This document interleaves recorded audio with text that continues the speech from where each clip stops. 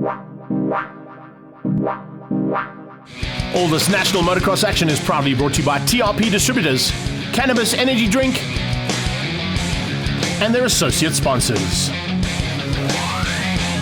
Welcome to the oldest motorsport club in South Africa. We're in Thunder Valley in Maritzburg, and it's round 4 of the TRP and Cannabis Energy Drink Motocross Championships. It's been a long break, and all of these youngsters and the older competitors are looking forward to getting out onto the track, but I'm sure they weren't looking forward to the tricky and treacherous conditions that have happened overnight. Non-stop rain and straight into some very snotty conditions, which are basically going to make it very difficult to try and spot these motorcycles throughout the day's racing. We've been kicking off with all of our junior categories in this first show, starting things out with the 65cc's as they start to make their way out into the circuit. But as you can see, even in the warm-up, it's not going to be a good day's racing. It's going to be a very tricky day's racing. Big ruts have started to form already.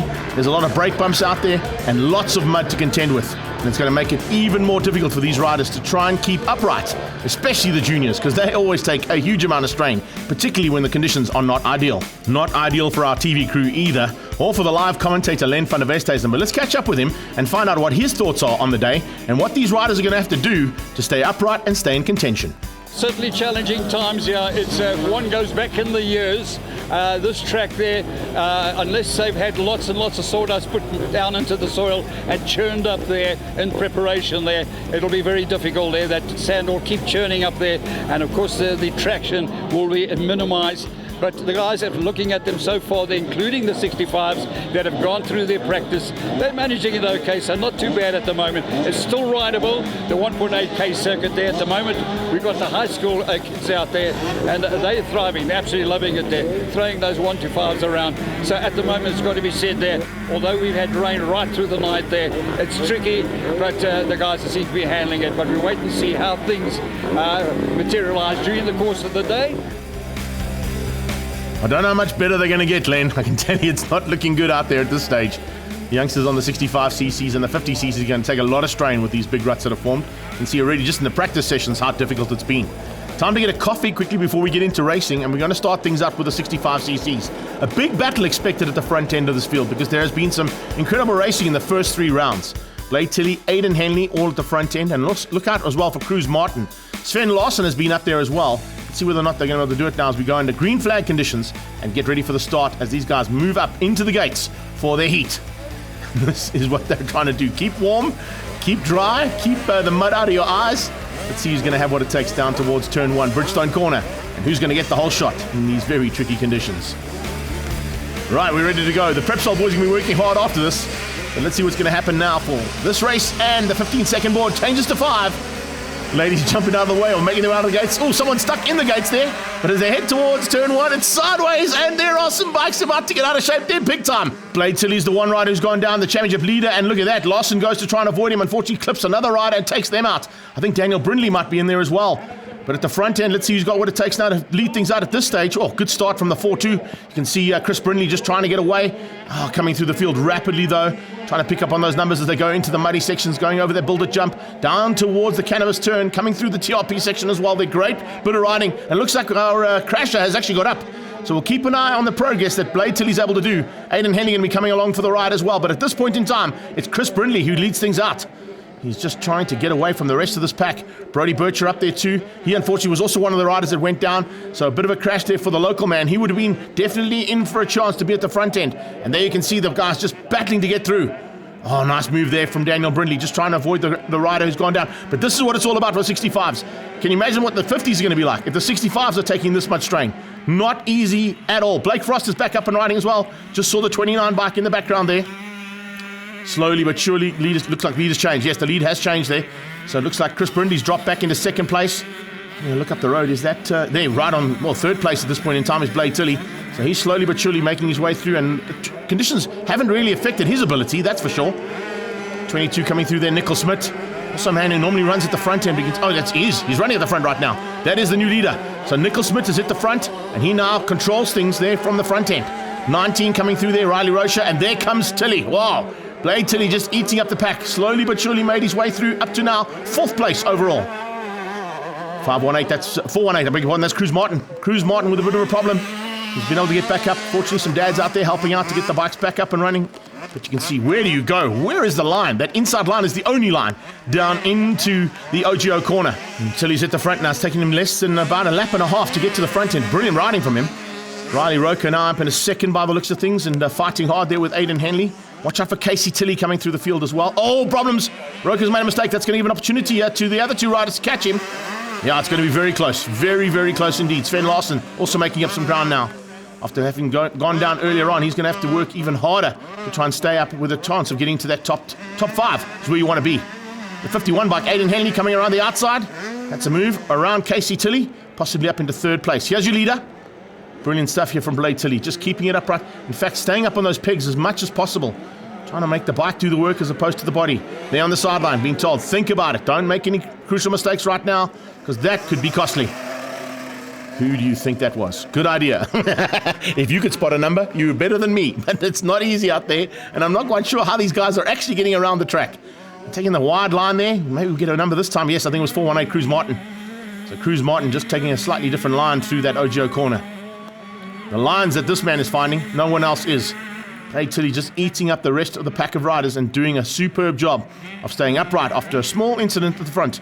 That was basically just coming into turn one and finding just a cross rut there that caught him out. Put him down. He had two riders go down with him, but he got straight back up. And as I said, about a lap and a half later, was at the front and has not been bettered since. Casey Tilley slowly but surely making his way now up into the top five. He has got Evan Frost and Daniel Brindley just behind him. No one is going to catch this man, though. He is absolutely in his element. You can see yellow flags waving in the background, so it means another rider is down. Is that Sven Larsen again? It is. Svenny going down again. He's had a tough day in the saddle. Well, out of it, most of it. Most of the time he's been out the saddle as opposed to on it. Slowly but surely, we're seeing Aidan Henley. Look at Aidan Henley absolutely eating through the field as well. He's just found a special rhythm there, and he's now moved up to second. Henley up in the second place, moving ahead now of Frost and of Riley Roker. So some fantastic riding from those guys. Loving the fact that they are not giving up here, considering the conditions are so treacherous. These little 65 guys are built of something special. When you're on a bigger bike and you've got slightly bigger wheels, it makes it even difficult when you're on that size motorcycle. But when you're on a small bike with a lot less power and some tiny wheels to play on, you've got to have your wits about you. And that's exactly what these top three have done. So your leader is Tilley. Right on his tail, well, as much as close as he can be. Second place is Aidan Henley. And it's Blake Frost, who's now moved up into the 3 spot. Some good battles expected to the line, though, because it's not done just yet there for that 3 spot, as you can see. But you've got to find the right lines. Checkered flag is on standby. Tell you something, this is a superb run here from Blade Tilley. He will maintain that red number plate going into the next round at Chestnut Hill. What a day in the saddle there for him. Blade Tilley taking the overall as well, ahead of Aidan Henley. It's Blake Frost in third. Riley Roker there in 4th place, beating out Casey Tilley, Evan Frost, Daniel Brindley, and Cruz Martin, the top 8. Join us off the break for more action from Thunder Valley.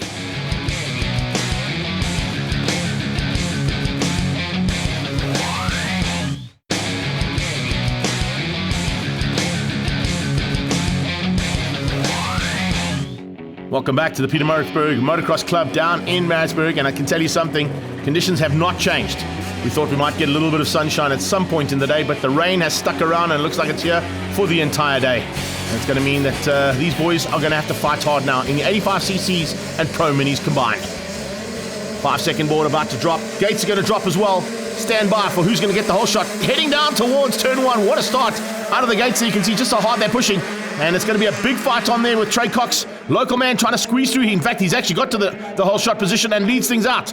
He's the only one with a clean number board at this point in time, so we'll hopefully be able to keep an eye on him. 19 coming through there as well, slowly but surely making his way to the front. In fact, that's Neil van der Pfeiffer. It's number 18, beg your pardon, as he goes through there. Good start from him, but you can see, look at the riders having to take evasive action as they're just running wide. There's just nowhere there's traction out there. They're putting the wheels into the ruts and they're just getting cross-rutted. The wheel comes out and you just start sliding to the outside of the track. Trey Cox using a little bit of local knowledge here. He's probably ridden this track on a few occasions when it's been this tricky. Ryan Adler is up to second. Brilliant start there. Absolutely brilliant stuff as well from the Ridgeway Race Bar rider. He's up in the second place trying to close down on Cox. Neil van der Pfeiffer just behind him starting to close things down. And then it's Jordan van Wyk. Watch out for the 747 in the background. They're down in Thunder Valley at the moment along the riverbed. And Trey Cox now trying to open up a little bit of a margin. Already going to the tear-off system. He goes to that rip strip and tries to get some clear vision. Those 100% goggles working really nicely for him as he goes through there. Look at the gap he's opened up now. He's trying to get away there from the hard-charging Ryan Adler and Neil van der Pfeiffer. Keep an eye out as well for Tristan de Roo. He'll be looking to come through, another local man. Oh, problems. Cox has gone down. Cox makes a mistake into the gurney turn. And there comes Adler. Adler going to try and avoid him. Just gets in the inside, and van der Pfeiffer goes with him. So Cox making a big mistake there, and he's dropped it again. Oh, it's difficult enough when you try and pick up a bike in the dry. When it's wet, your gloves get all dirty. You get mud on the glove. It just slips out of your hand. There's not much you can do. Coxie is back up, but Trey's got a huge mountain to climb now. I think we picked up on the number 5 bike, the 85cc junior leader there, Tyler Peterson, coming through as well. But here is the leader overall on the Ridgeway Race Bar, Husqvarna, and Ryan Adler doing everything right to try and stay at the front. Just looking to see what the gap is like now between himself as he goes onto the high line and through the mud. And finds a relatively good line through there, I've got to say. Followed very closely there by the factory Husqvarna of Van der Pfeiffer, Neil van der Pfeiffer. A very, very talented youngster. And as I said, that's the far bike of Peterson. Then it's Cox. Cox coming through there for 4th place overall. Good recovery from him. Behind that looks like it's the 200 bike there of Matthew Correa. So Matty Correa also doing a superb start and coming through the pack. 39 in the house. Good stuff from him too as they come through there. That's Tristan Murray. Just giving us a little bit of slow-mo through the mud. You can see just how deep that mud is. Well, looks like we've got a battle on here for the lead. Van der Pfeiffer has got Adler well within his sights. And a big fight there between the two Husky riders. Just finding those lines. They're basically just trying to stay within a rhythm that keeps them all together. Oh, little mistake there from Adler. Just got caught on one of the ruts. Might have slowed him up slightly. Is that going to give a sniff there and possibility of a change-up? No, not just yet. I think Van der Pfeiffer's quite happy just to sit with a bit of a mud gap. So he doesn't get too much roost off that front bike. He'll wait to pounce a bit later on. Or if something goes wrong. Adler keeping it all together. You can see riders in the background going down as well. Usual contenders at the front end when it would be dry would be, of course, Jake Van Schoor and Pullen. Those guys in the 85cc juniors have been down on a few occasions already. You can see yellow flags waving in the background still. Great ride so far from Ryan Adler. He certainly has stepped up here big time. And he's definitely becoming a big threat here to our usual contenders. And in tricky conditions like this, I didn't expect to see Ryan Adler there. But he definitely has turned himself around in terms of his ability. Here we go. Cox up into 3rd place again. He's got through on Peterson. Peterson still leads out though. And looking for a chance now to try and win things out. There you goes, Matty Correa. Correa doing a great job for 2nd place in the juniors at this point in time. 85cc juniors, making it a bit more difficult for them with the slightly smaller wheels. Oh man, look at that. Oh, I was going to say, he came out of there a little bit too hot. And I think that was Thor Johnson who just got it out of shape. Or could have been Andrew Fenter as well. The two riders very similar in terms of their livery, but how do you see the livery right now? I mean, you can only see the side of the bike. Here's a change-up possibly for the lead. Yes, what a move. Inside line. And Neil van der Pfeiffer just shows Ryan Adler that the inside line is probably the better one to be on. Look at how difficult that is. As strong as you are and as fit as these riders are, when the conditions are like this, to try and pick up a motorcycle is so difficult. You've got to take your hats off to these guys. They are giving it everything they can. Adler still in 2nd place. Van der Pfeiffer now with a small advantage for the lead. But Adler hasn't given up just yet. Oh, and that's why. A small mistake like that could be costly as well. And Van der Pfeiffer even starts to make them.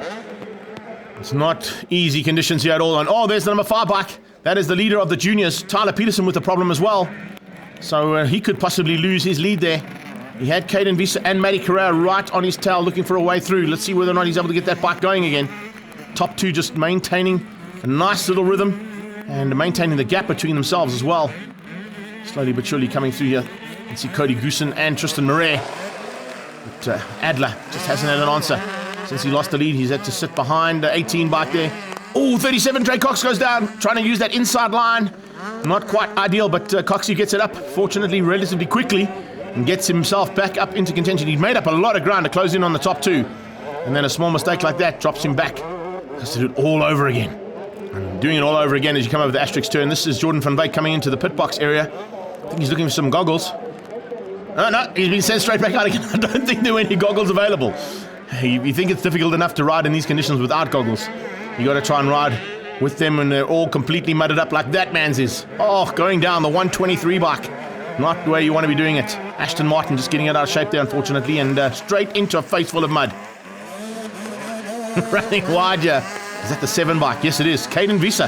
That is our new leader, I think. Yes, it is. That is the new leader in the 85cc juniors, taking a wide line and trying to stay out of trouble. Visa's hit the front. Correa is now 2nd, and Tyler Peterson, I don't think was able to get that bike going again, or it took him a long time to get it going again. So the checkered flag is about to come out.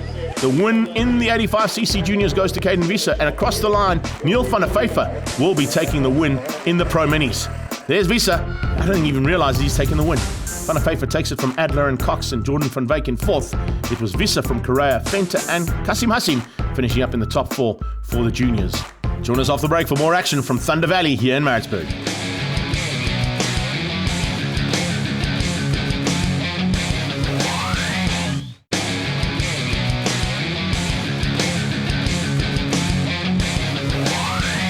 Welcome back to Thunder Valley in round 4 of the TRP and Cannabis Energy Drink National Motocross Championships. As you can see, treacherous conditions have not left us. We've really seen some big action in 2 of our junior categories. Our final small category, of course, is the 50cc's, and they're about to get into the thick of it. A 5-second board and into turn number 1. Who's going to have what it takes? Watch out for local men, Trenton Kretzmann and Brody Bircher. And, of course, the boys who have been at it in the Highveld side of things have been Maxwell Fourie and Raiden Wools, and they're all fighting hard. Look at the outside line there. I think that was Wools. And yes, look at that. Maxwell Fourie going through, diving on the inside on the Cobra and getting the whole shot. So the Ridgeway Raceball man leads things out over the local boys. I'm not quite sure what happened with Brody Bircher. Brody Bircher with a bit of an issue. Is that him down there? No. He's putting his hands up. I don't think that's Bircher. That's definitely a man that's gone down, though. I think that possibly could be Riley Geldenhuis, who's crashed out there right from the word go. How's this little fight at the front end? Remember, these guys are staying on the junior track. Maybe not as rutted and as bumpy as the big senior track is. Unfortunately, they don't have to go there. But it is very slippery. You can see that water lying on the top end of the circuit and making it exceptionally difficult for these guys to try and find traction. So yeah, Fourie from Wolves by the looks of things. Kretzmann starting to come through there rapidly as well as they come into the thick of it one more time. Up over the top. Oh, and look at that sideways action in the background. Bircher trying to fend off the attack. He forced the rider wide and it was almost speedway style coming through there. Change up for the lead, yeah, possibly. Yes, there you go. Diving on the inside, looking for opportunities, and there is one opening up there slowly but surely. And it looks like there's a bit of a fight on here. I can tell you Raiden Wools is not giving up. And he's all over the front end fight there. Kind of what we've seen up in Gauteng in the regional championships as well. But a continued fight out here once again between Maxwell Fourie and Raiden Wools. Slowly but surely, though, watch out for Bircher. Bircher has just put in the fastest lap of the race so far, trying to recover after a small down. And he'll be definitely in contention by the time that flag comes up. But there's still a little bit of way to go before that happens. Leader at this point, absolutely brilliant stuff. 345 Raiden Wools. He hangs on to that front end for now. You can see also running that additional bit of peak on him. Just trying to avoid the roost and splash that comes up. And on his tail, charging hard, is Maxwell Fourie for Ridgeway Raceball. Behind that, the 2 local men. They are coming rapidly. Kretzmann and Bircher definitely starting to close things down now on the back end of first and second place on track. So we're in a 4-way fight here. Brilliant stuff. Lots of think and come with me in the background. Here is Kretzmann. He's definitely now got the top 2 in his sights. He cannot afford to lose that number 1 plate. Only a couple of rounds of this championship left, and he definitely doesn't want to lose out to his 2 arch rivals there from Gauteng. Wools and Fourie.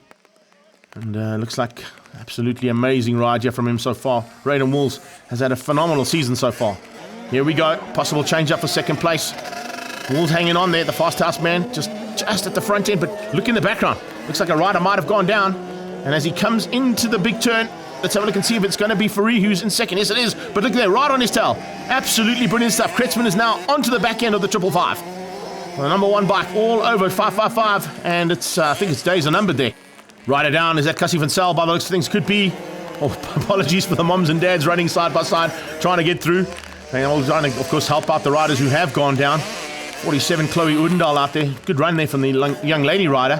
Superb stuff to see her up and running. Definitely a star of the future in the ladies class. Is there a change up in the lead? No, not yet, but nearly. Here we go. Possible change up for the lead, and you can see that unfortunately Maxwell Fourie's dropped down to 3rd place. He's lost out there to Kretzmann. Kretzmann now has his eyes firmly on the prize, looking for a way through on Wools, and Wools keeping him honest. Wools at this point still hangs on, but Kretzmann is looking for an inside line. Is he going to be able to do it here? Into that tree turn he is. Oh, but the high line is definitely the better one to be on. See, Trenton Kretzmann is definitely looking for an opportunity here to get past. He now goes inside again, using slightly different lines there. It makes up a little bit of ground. 47 Chloe, as I said, superb run here from our young lady rider, keeping it upright and staying in the mix. She's into the top 10 there in these treacherous conditions. Here's a possible change up for the lead. No, once again Raiden Wools shuts the door. Now Kretzmann comes on the inside, cuts back and takes the lead. There it is. So back to the front there for the number 1 plate, where he's been almost all season long, almost untouchable as well. And coming to the checkered flag, it's going to be Kretzmann who's going to take the win. Kretzmann's going to hang on, only just. You can see it's not too far away there. Oh, he just caught the checkered flag in time as well, with Wills on his tail and coming through there for 3rd place. A hard charge from Free, nearly getting through there for a top 2. Kretzmann taking the overall victory, of course, ahead of Raiden Wills and Maxwell Free. Brody Bircher in 4th place ahead of Ross McKenzie, Ashton Rawlings, and a good run there from Josh Newman to finish up in the top 7. We headed down to pit lane to try and get an interview there with Trenton Kretzmann. As you can see, just absolutely broken from how hard he had to work out on track. Well done, young man.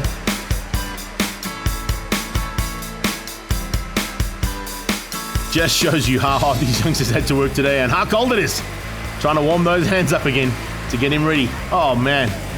Right, let's move on to the 125s. These guys with slightly bigger wheels and possibly a little bit more experience. But all of that experience is going to be called here big time today. It's not an easy track to race on. And they're going to find out just how difficult and how more difficult it's got after a couple of heats of racing. Down towards turn 1. He's going to have the inside line. See Deegan Bloomfield on the inside trying to find a way through there, but he didn't quite squeak through. It was Luke Grundy who hits the front. So Luke Grundy leads things out as they come over the Cannabis jumps and down into turn 2. On his tail is the number 1 plate there of John O'Mlimi. And John O'Mlimi, what a start. He goes banging bars there, I think with Ethan Hoffman. Miguel Duval also trying to squeeze through there. Nice slow-mo of him. Oh, and he's sideways over that second jump, trying to avoid the other 2 riders who are trying to get through on the inside of him. So it is 4th place there for Duval as they come down into Thunder Valley for the first time. Mlimi hits the front. He's got ahead now of Grundy and going to try and open up on a margin that he can control. Grundy sitting in 2nd place at this point in time, and then you can see slowly but surely Miguel Duval closing on the 4-bike there of Ethan Hoffman. Hoffman going to try and keep him out. Miguel Duval all over the back end of Hoffman. As they come down onto the bottom end and into Thunder Valley again at the bottom section of the circuit, right down by the river. That's where things are probably the coldest. And just behind that, you've got Barron Tatoy, Kewan Conway, Blake Young.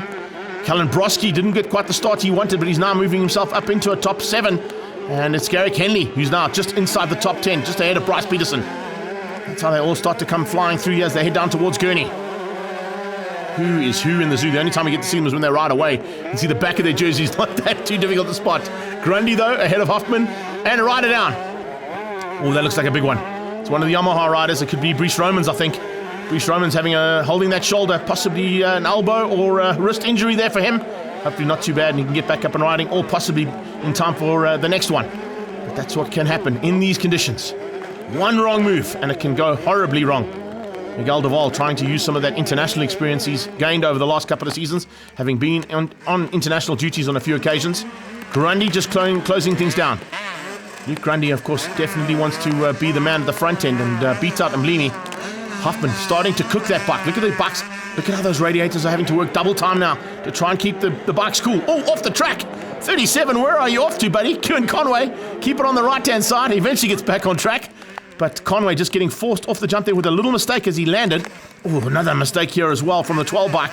That's Bryce Peterson just trying to find a line. Which line? Where would you like to go, Bryce? There's no lines out there, buddy. We'll give it to you for that, bud. Try hard and don't give up. That is exactly what all of these riders are doing. Bloomfield now just outside of the top 10. 444 coming through there as well as Tristan DeRoe. DeRoe doing dual duties today this weekend.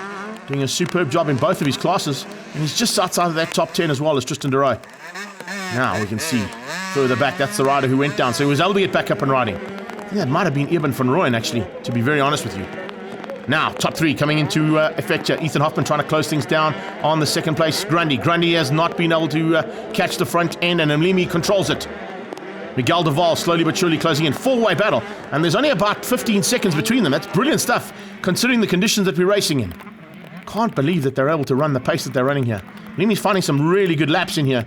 And I think he's just found a rhythm and possibly the right lines to put that KTM of his into, which allows him to control things from the front end.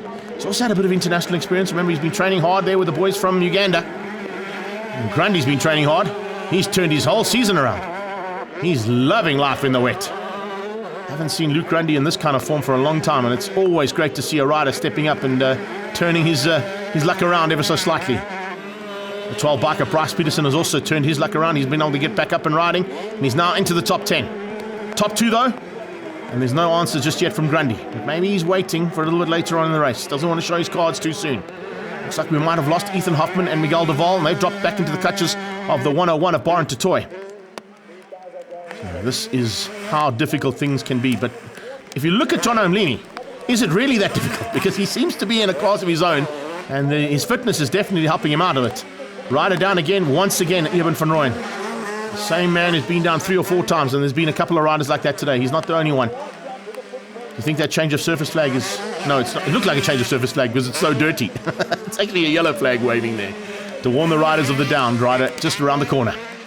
Coming through there, Kieran Conway, Blake Young. And it looks like Callan Broski also taking a bit of strain here in the wet. There have been a couple of occasions in the regional championships where there has been some wet conditions. But out front, no one is going to catch him, Limi. He's just set the pace and had everything in control since he came through turn 2. He didn't quite get the whole shot. It's the only thing he didn't get right today. But he definitely is in with a chance now of the win. And Grundy, controlling things from second as well, has got a nice margin over Ethan Hoffman and Miguel Duval. Baron Tatoy is a big factor though. And I think Miguel Duval has been over the bars. He's dirty and he's also lost the goggles. He's got his goggles over his bar there, so he's definitely had it down somewhere. And that's why I'm saying Baron Tatoy could be a big factor here. 444 Tristan de Roo, running in the 125s for the first time this season, so still getting used to the slightly bigger bike. Checkered flag to come out and one hand off, 1 foot off. That's not styling, that's just for balance as Mlimi goes across the line to take the win. Mlimi takes it from Grundy, Hoffman in 3rd place, Miguel Duval in 4th ahead of Baron Tatoy. It's Kieran Conway, Blake Young and Callan Broski, the overalls for 125s. Let's catch up now with John O'Mlimi. Yeah, it was really tricky out there. It's always fun playing in the mud. Got off to a good start. I was mid-pack. Really made my way to the front real quick. Yeah, I managed to get in front, put in a few good laps to stretch it out. And yeah, it was just managing the race from there and managed to bring it home in the heat 1. One heat of the day only due to the treacherous conditions. But join us next week as we catch up with MX 1, 2 and 3 and the ladies for a rewind of what happened down at Thunder Valley. All this national motocross action is proudly brought to you by TRP Distributors, Cannabis Energy Drink,